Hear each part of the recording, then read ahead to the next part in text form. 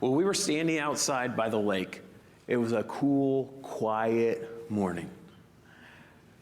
Looking out at the water, and the water was just kind of glassy smooth. There was the reflection of the trees and the clouds up above in the water. And all of a sudden, there was this little dunk. Somebody had picked up a small rock and thrown it in the water, and the water was disturbed.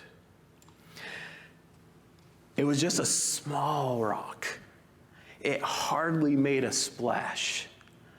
But then the ripples started traveling. They expanded all over, and eventually you could see the effects of that little rock way across the lake. How could something so small and insignificant make such an impact? Sometimes things seem insignificant, and people may even just overlook them or ignore them or say, hey, it's no big deal. But in actuality, they're truly significant.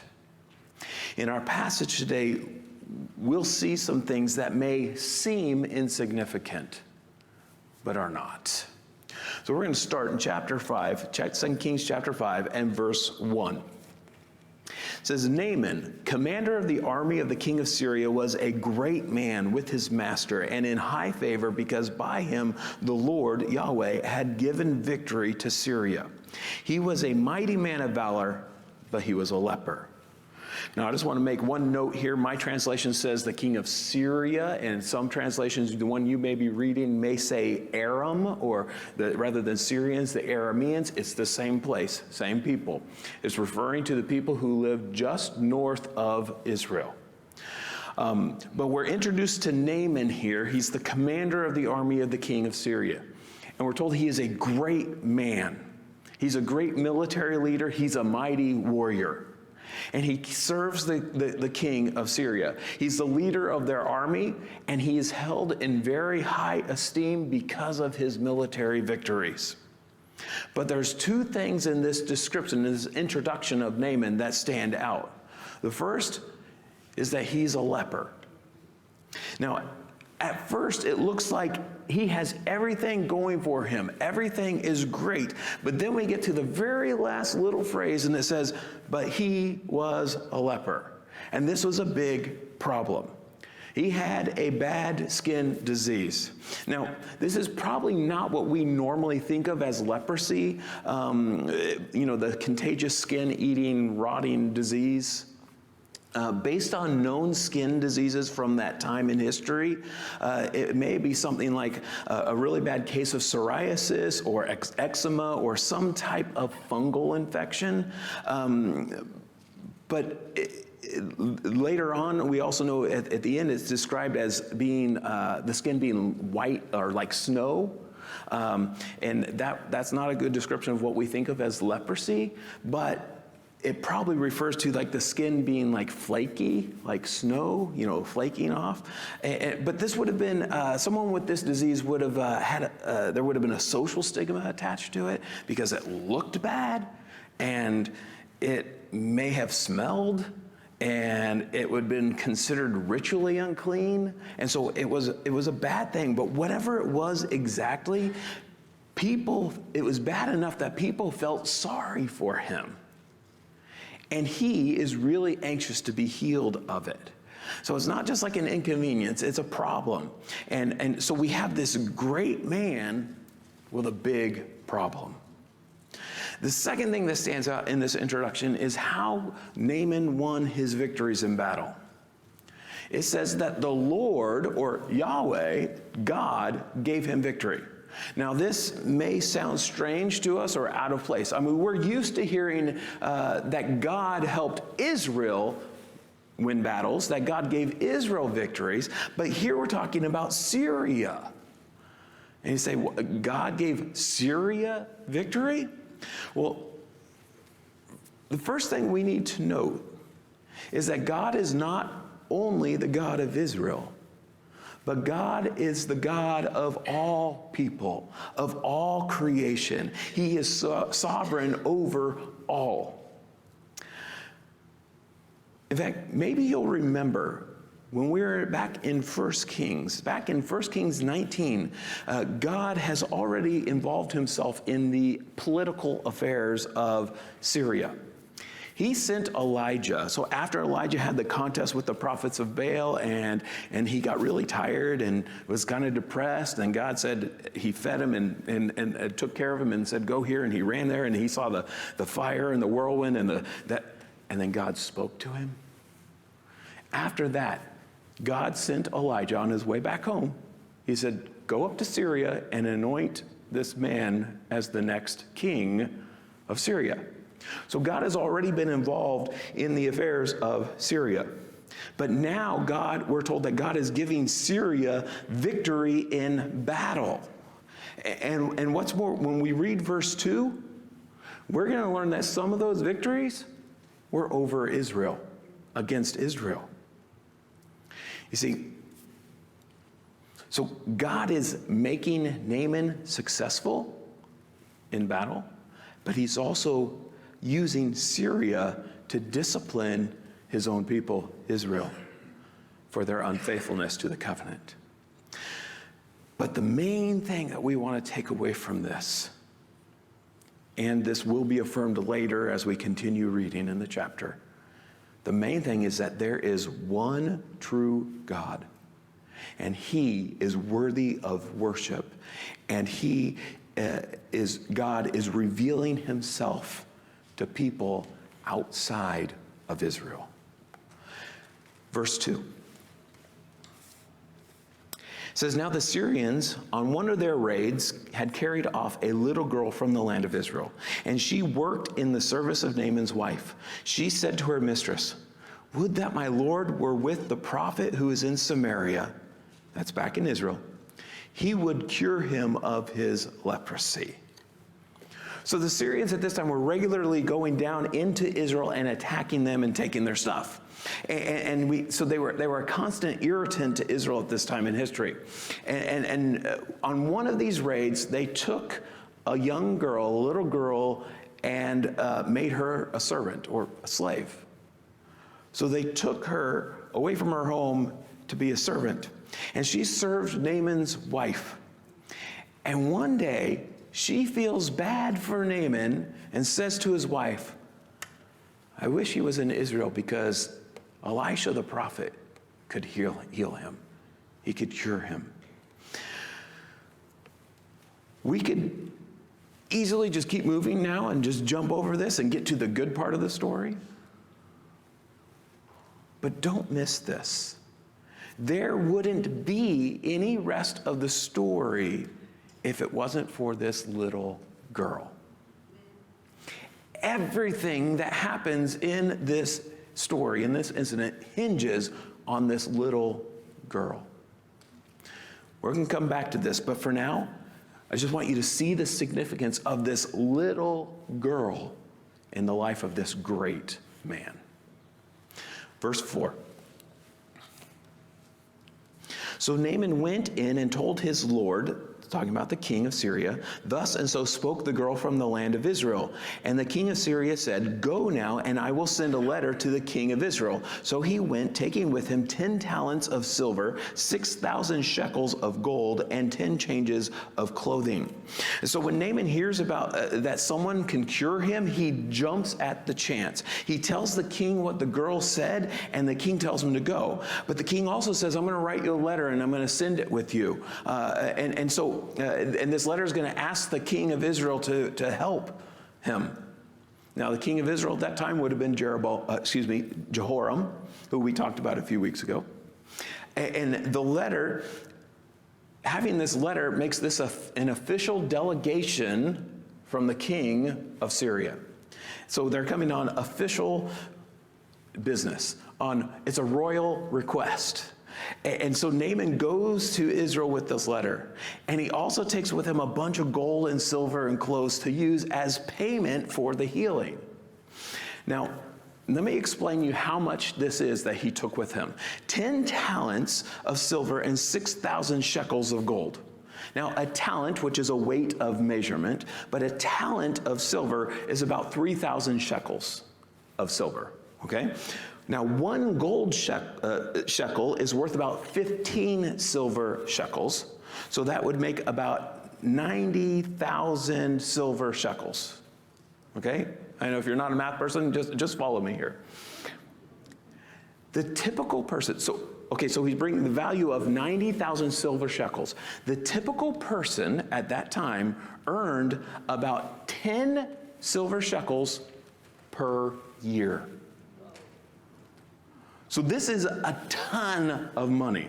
The gold and the silver would be equivalent to about the year's income of about 6,300 people.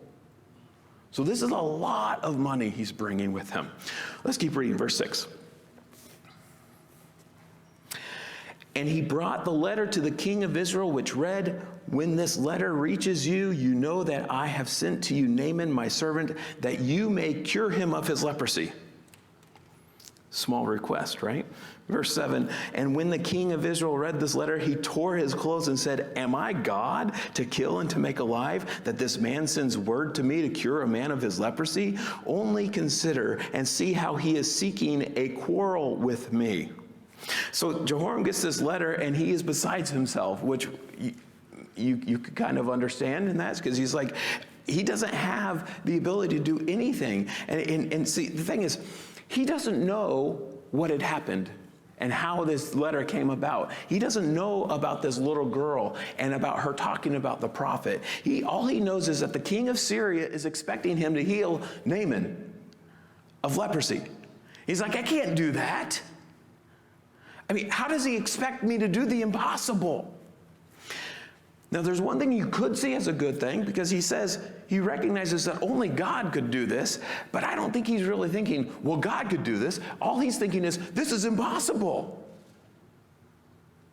Of course, if he was a good king, a faithful king in Israel, one who was faithful to God, and if he had faith like that little girl, he would know exactly what to do. Well, let's go talk to the prophet and ask God what to do. But he doesn't even think of that. He just sees the letter, and he sees it as a setup to give Syria a reason to attack him. You make an impossible request, and then when that impossible request that demand isn't met, well, then you go to war, because they disrespected us. They didn't do what we told them to do. And so he thinks that the king of Syria is just simply picking a fight with him. And he's afraid of Syria. And he tears his clothes in distress. Now, let's go back and talk about this little girl some more. This little girl stands in contrast to the great Naaman and to the king of Israel. You see, Naaman is great, but he can do nothing to help his situation. This little girl, she knows the answer. The king of Israel, he has no answer because he doesn't know God, and he has no faith. This little girl, she does. You see, this little girl seems to be mentioned in passing. She's a small character, a minor character in the story. But like I said, the entire story hinges on her. You see, this little girl and what she knows is very significant. But think about it. Here we have this little girl who was taken away from her home and her family. She's become a servant. But she believes in God, and she knows that he can heal, and she has compassion on her captor. She doesn't seem to be holding any grudge or pouting and complaining. I mean, she would have reason to say, man, my situation is terrible, but she doesn't seem to be caught up in that. Instead, she looks to help others, her captor even. She knows what Naaman needs. And in spite of her situation, God will use her to reach people with the truth. You see, she's in the right place at the right time so God can reveal himself to lost people in Syria. And maybe you now or sometimes, or maybe you feel insignificant. Maybe you feel like you can't do anything great for God. And if you feel that way, if so, your feelings are misleading you. You and what you know are very significant. See, as a believer in Jesus, you are a child of God, and you have the answers that people need to hear. They need Jesus, and you know him. Tell them how they can be reconciled to God, how they can be brought back into a right relationship with God. Well, so Naaman is waiting, and the king is stressing out. Let's see what happens. Verse 8. But when Elisha, the man of God, heard that the king of Israel had torn his clothes, he sent to the king, saying, "Why have you torn your clothes? Let him come now to me, that he may know that there is a prophet in Israel." And so word of the situation reaches Elisha, and Elisha understands that this is an opportunity to make God known. And he gives a small reprimand to the king. Why did you tear your clothes? In other words, why are you all stressed out? Why are you worried? You know, there's an answer here. He just says, send him to me. You should have looked to God for help and to his prophet. Send him to me. Now, why does he say to send him to me? He says so that they will know that there is a prophet in Israel. But you know, this isn't really all about the prophet. You see, the prophet spoke for God. The prophet represented God. And so this is really ultimately about God. So he will know that there is a real God, and his faithful prophet, his faithful people in Israel know him. Verse 9. It says, so Naaman came with his horses and chariots and stood at the door of Elisha's house. And Elisha sent a messenger to him, saying, go and wash in the Jordan 7 times, and your flesh shall be restored, and you shall be clean. But Naaman was angry and went away, saying, behold, I thought that he would surely come out to me and stand and call upon the name of the Lord, Yahweh, his God, and wave his hand over the place and cure the leper. Are not Abana and Pharpar, the rivers of Damascus, better than all the waters of Israel? Could I not wash in them and be clean? So he turned and went away in rage.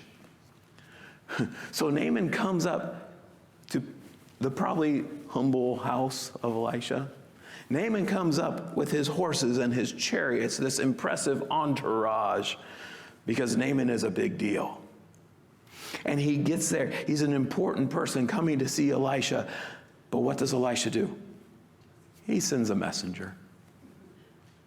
He sends a messenger to go tell him what to do. He doesn't even go outside to meet him. And this greatly offends Naaman because he's great. And Elisha has disrespected him. Now, why did Elisha not go out to see Naaman? Well, we're not told exactly, but it's probably a couple things. Probably to avoid the appearance that Elisha himself, is able to heal him. Because only God can heal Naaman. Also, he seems to be setting up a test of faith for Naaman. Elisha doesn't go out to him and just heal him immediately. So now Naaman has the opportunity to act in faith.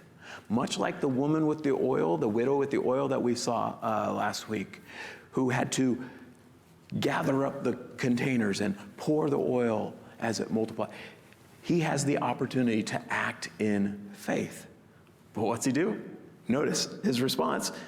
He's really upset that the prophet didn't do more, that he didn't go through some ritual, that he didn't wave his hand over the spot or do, some kind of ritual, something. Instead, he just says, go wash in the river. And he says, and why this river? So we see that Naaman appears to be a little arrogant. And he expects to be treated a certain way. And he's upset about the means of healing, the way he's to be healed. He expects Elisha to act a certain way, to do certain things. And I think about this, you see, he's probably gone to a lot of different healers. He's probably searched out different ways trying to be healed. I mean, if he's willing to say, hey, I want to go all the way down to Israel to try that, he's probably tried everything. So he's seen a lot of different healing rituals, which of course they didn't work, but anyway. But he has expectations. And Elijah's not doing things the way he thinks he should. But of course, then that makes me think, do we do this? I mean, do we expect God to do things our way? Do we make plans for how we think God is supposed to work in our lives? And are we unhappy when God doesn't work the way we want him to? You see, sometimes people say that God has failed them. And oftentimes it's because he didn't do what they wanted him to do, or the way he wanted them to do it. I want you to recognize something. If that is the case, they have set themselves up over God as if God is to bow to their wishes. And when things don't go the way they want, well, God failed them. They're disappointed with God rather than seeking God and humbly submitting to him. You see, we need to remember something. God is God, not me, not us. God is God. Verse 13. But his servants came near and said to him, my father, it is a great word the prophet has spoken to you. Will you not do it? Has he actually said to you, wash and be clean? So Naaman is leaving in anger because this thing that he's been told to do is beneath him. And his servants kind of come in and they gently confront him about his pride. And they bring some good and common sense to the situation. They say, you've been promised an incredible thing here, a great thing. You've been promised healing if you just go wash in the Jordan. It's kind of like, this is so simple, isn't it even worth a try? I mean, the results are far better than what he's telling you to do. That's all you have to do, so it's worth a try. We've come all this way, and it's such a small task, it makes sense to do it. Well, verse 14. So he went down, so he listened to them. He went down and dipped himself 7 times in the Jordan, according to the word of the man of God. And his flesh was restored like the flesh of a little child, and he was clean. So he listens to his servant, and he does what he was told. He dips 7 times, and that dipping 7 times, it's reminiscent of cleansing rituals. And when he does it, he is healed. His skin is smooth like a young child. Verse 15. It says, then he returned to the man of God, he and all his company, and he came and stood before him. And he said, behold, I know that there is no God in all the earth but in Israel. So accept now a present from your servant. But he, Elisha, said, as the Lord lives before whom I stand, I will receive none. And he urged him to take it, but he refused. So Naaman is thankful, and so he returns to Elisha. But there's more than just thankfulness here. Naaman has been converted. He now believes in the one true God, Israel's God. And it clearly states here, he clearly states that there is no other God. There is one God. You see, God has made himself known to this Gentile, this non-Israelite, and he did it through the words of a little girl and through healing Naaman by doing what no one else could do. And this is so significant. You see, God has, or is, and always has been about calling not just Israel, but all people to himself. You know, from the very beginning of Israel, they were to be faithful to God and faithful to the covenant. And when they were faithful to God, God would bless them. And when God blessed them, people around would say, who is this great God? And would be drawn towards God because of his greatness and his blessing on Israel. And they would come and they would want to know him. That was the point. So that all the world might come to know God through Israel, through his faithful people. They would seek out God. But, ironically, at this point, much of Israel had turned away from the true God to worthless, impotent, false gods. But some in Israel were faithful to him. There was that remnant, and God uses the faithful, and God reveals himself and gives grace to people. And Naaman joins the list of Gentiles like Rahab and Ruth, who have now placed their faith in the true God. And still today, God uses his faithful people. God can use you to reach people with the truth. Well, now, Naaman also tried to give Elisha the payment, all that money that he had brought with him, but Elisha refuses. Now, why would Elisha refuse? Well, there's a few reasons. First, Elisha was the human instrument of God's healing, but it was God who did the healing. Elisha himself did not do it. Secondly, Elisha didn't heal him for a reward. He did it because he stands before God. That's what he said. I stand before God. He stands before, in other words, he serves God, and he's just doing what God told him to do. And he's doing it to honor God. And thirdly, this is also a teaching opportunity. He is showing Naaman that God's grace is just that. It's grace. You can't earn it. You can't buy God. You can't coerce him or manipulate him as people tried to do with their false gods, with their idols. And God didn't do this for payment. He did this to reach this man and to lead him to faith. It was grace.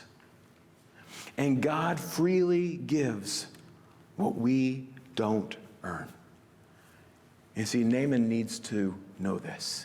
He needs to learn this. Let's keep reading, verse 17. Then Naaman said, if not, so if you won't take the money, if not, please let there be given to your servant 2 mule loads of earth.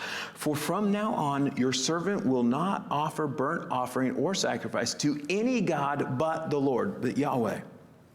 In this matter, may the Lord Yahweh pardon your servant. When my master goes into the house of Rimmon, that's Syria's false god, to worship there, leaning on my arm, and I bow myself in the house of Rimmon, when I bow myself in the house of Rimmon, the Lord Yahweh pardon your servant in this matter. He said to him, go in peace. So Naaman accepts that Elisha won't take the payment, but then he makes a couple requests. The first is he wants to take some dirt back home with him from Israel. There's more than just a souvenir, but it sounds strange to us, but this is what he's thinking. You see, Naaman now knows God, and he knows God as the God of Israel. And so he wants dirt from Israel. In other words, he wants to take a little bit of God's land back home with him, so he can build an altar with it, a place to worship God. You see, in his homeland, they worshiped a false god. And the temples there were for that false god. But he wants to set up a place to worship the true God.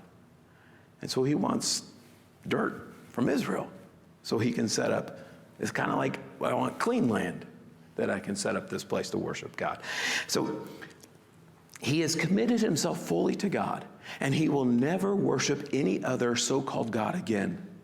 And he's seeking to honor God. The second request, he's asking forgiveness or pardon or understanding from God ahead of time, because he knows what's going to happen when he goes back home. You see, as part of his job, one of his duties for his job is he would be required to go into the temple of that false god with the king, his master. And so when he went into that temple with the king, his master, he says, hey, I'm going to have to go in there and I'm going to have to bow. Naaman is saying, he's given his allegiance to God. And he doesn't really want to do that, but he's going to have to do that as part of his job. And he suggests here that when he goes into the temple, that he won't be worshiping, just kind of going through some motions. And at this point, he's asking God to pardon him or to forgive him for even doing that. By making this request, he's also, again, declaring that Yahweh, God, is greater than that Syrian god. And he's seeking to please Yahweh, seeking to please God, and to be right before him. And that would be a great place for the story to end. But the Bible reports not only the good, but also the bad. So let's keep reading. The second part of verse 19 says, but when Naaman had gone from him a short distance, Gehazi, the servant of Elisha, the man of God, said, see, my master has spared this Naaman, the Syrian, in not accepting from his hand what he brought. As the Lord lives, as Yahweh lives, I will run after him and get something from him. So Gehazi gets greedy here. Elisha let this Syrian off too easy, he says. His idea is that Elisha was foolish not to take some money from him. I mean, it was all right there. Why didn't we take some of it? See, apparently Gehazi doesn't appreciate grace, and he sees an opportunity to get rich. And so the crazy thing is, he even takes a vow to God to do what he shouldn't do, to do what the prophet of God refused to do. And he doesn't seem to see that it doesn't fit. But now, remember that Elisha had good reasons for not taking anything. But Gehazi is ignoring all of that. Or he doesn't understand it, or he isn't willing just to let this opportunity go to waste. And so Elisha was determined to honor God and to teach about God's grace, but Gehazi is determined to honor himself, even if it dishonors God. Also, Gehazi is the prophet's assistant, and so he is in an important and privileged position. But now he's going against the prophet, which means he's going against God, and he's selfishly going to use that position for his own personal gain. He puts worldly gain before honoring God. Keep reading, verse 21. So Gehazi followed Naaman, and when Naaman saw someone running after him, he got down from the chariot to meet him and said, is all well?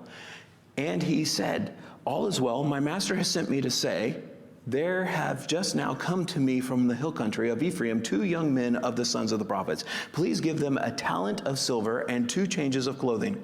And Naaman said, be pleased to accept 2 talents. And he urged him and tied up the 2 talents of silver in 2 bags with 2 changes of clothing and laid them on 2 of his servants. And they carried them before Gehazi. And when he came to the hill, he took them from their hand and put them in the house, and he sent the men away, and they departed. Okay, so he makes up this story. Gehazi, he lies.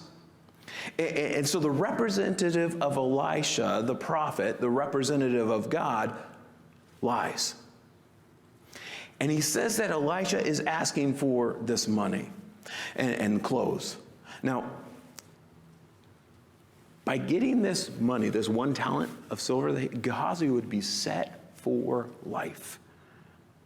Because remember, we talked about how much money this was. 1 talent of silver is about 300 years worth of income. Okay, so he'd be set for life. But Naaman generously gives him twice as much, 2 talents. And he sends servants back even to carry it for him. And in fact, notice the change in Naaman. Remember prideful and self-important Naaman, who was offended by Elisha not coming out? Well, now he steps down from his chariot to meet a servant. And he gratefully gives more than he was asked for. So he sends this money back with his servants, and the servants, they get there to Gehazi's house, and he takes it from them, and he puts it inside the house, and he has them leave.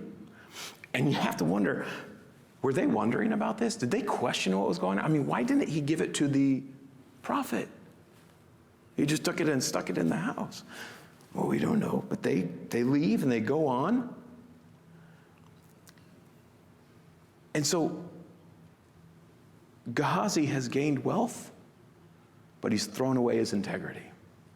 And in the end, we see that this Syrian is coming out better than the prophet's assistant, because one is seeking to honor God and one is not.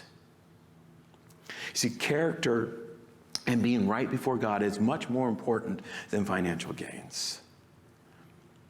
But this is a temptation that many fall into. When opportunity arises for personal gain or to have something that I want, but it requires in some way going against God or what God wants me to do, what will I do? Will you be a compromising opportunist? Or will you be faithful and seek to honor God? Verse 25. And he went in and stood before his master, and Elisha said to him, "Where have you been, Gehazi?" And he said, "Your servant went nowhere." But he said to them, "Did not my heart go when the man turned from his chariot to meet you? Was it a time to accept money and garments, olive orchards and vineyards, sheep and oxen and male servants and female servants?" Now he only got the money and garments, but this may be what Gehazi was thinking to buy. But anyways, he continues, he says, "Therefore the leprosy of Naaman shall cling to you and to your descendants forever." So he went out from his presence a leper like snow. So Gehazi thinks he's gotten away with it.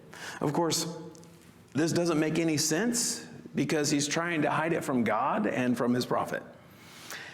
And Elisha gives him a chance to come clean. So, "Where you been, Gehazi?" "Oh, I didn't go anywhere." He lies again. But Elisha then points out that that he's God's prophet, and that God has revealed this to him, and that he saw the meeting between the two of them. And so he rebukes Gehazi. He says, this wasn't an opportunity to get rich. This was an opportunity to teach about God's grace and that he's not like the false gods in Syria and elsewhere, but that he's a good God who gives freely. And Gehazi had misused his position. He's made God look bad, and now he will suffer the consequences of his sin. So the same disease that Naaman had and had been cured of, now Gehazi has. And we think of that, oh, that's not good. But in actuality, Gehazi got off easy. I mean, he deserved worse for what he had done. See, here's the thing. Sometimes things seem insignificant, but are actually significant. You might say, well, it's just money. Oh, it's just a little lie. Oh, it's no big deal. But it actually is a big deal if you're opposing God. It's a big deal if you're disobeying God. It's a big deal if you're hurting God's reputation. It may seem insignificant, and some people may even say that it is. But you know the truth. Live what you know and be faithful to God. Or like that little girl. You know, she spoke simple words out of compassion and concern for someone's need. She just spoke the truth at an opportune time. It seems so small and insignificant, but she believed God. And she told others what she believed. And that led to Naaman being saved, believing in God, and possibly others. Because Naaman, what was he doing? He was taking the truth back home with him, and he was going to worship God alone. There is nothing insignificant about it. You know the truth, so speak the truth in love. See, you never know what God may do. You just may be the turning point in someone's story.